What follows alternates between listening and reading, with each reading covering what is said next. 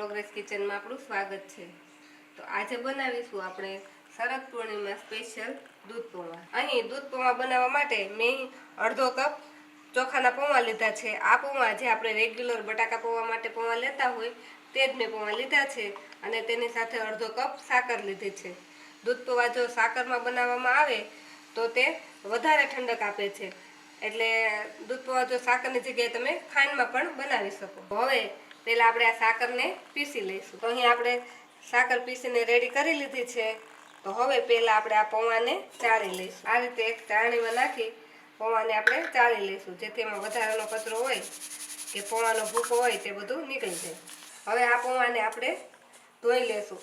આ રીતે ચાળણીમાં જ આ પૌવામાં થોડું થોડું પાણી નાખી અને તેને આપણે ધોઈ લેવાના છે। આ પૌવાને એકદમ પલાળવાના નથી, આ રીતે આપણે પાણી નાખતું જવાનું અને એને ધોતું જવાનું। આપણા પૌવા ધોઈ જાય એટલે 2 થી 3 મિનિટ માટે એને કોરા થવા દઈશું।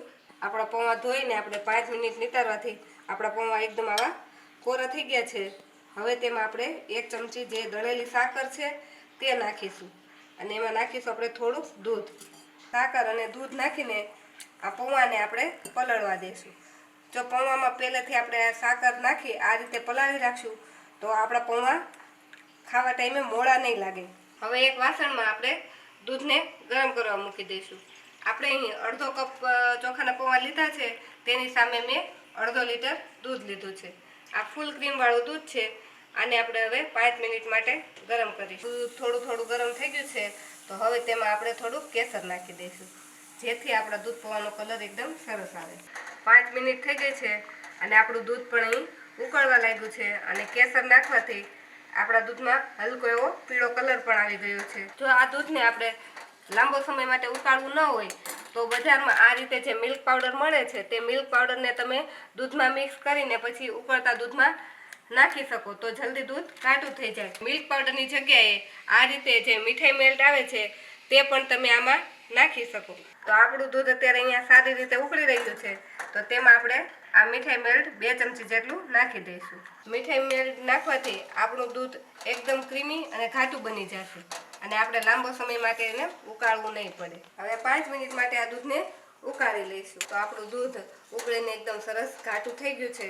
હવે આ સમયે આપણે જે પૌવાને સાકર અને દૂધ સાથે પલાળીને રાખેલા છે તે નાખી દઈશું। પૌવા નાખ્યા પછી આપણે ફરીથી આને 5 મિનિટ માટે ઉકાળી લઈશું। આપણું દૂધ અને પૌવા એકદમ સારી રીતે ઉકળી ગયા છે, તો હવે તેમાં આપણે સાકરનો જે પાવડર કરીને રાખેલો છે તે નાખીશું।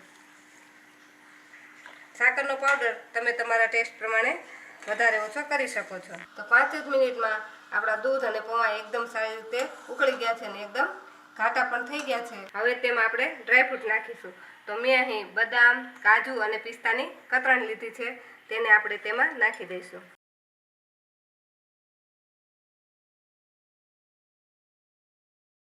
બે મિનિટ માટે ઉકાળી પછી આપણે ગેસને બંધ કરી દઈશું। જો તમારે દૂધ પૌવામાં એલચી કે જાયફળનો પાવડર નાખવો હોય તો આ સમયે તમારે તેમાં નાખી દેવાનો।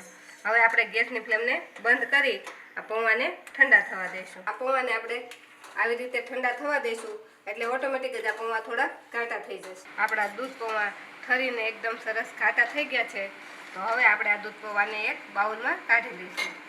તો આપણે દૂધ પૌવાને એક બાઉલમાં કાઢી લીધા છે। હવે તેના પર થોડાક ડ્રાયફ્રૂટ નાખી તેને આપણે ગાર્નિશિંગ કરી લઈશું।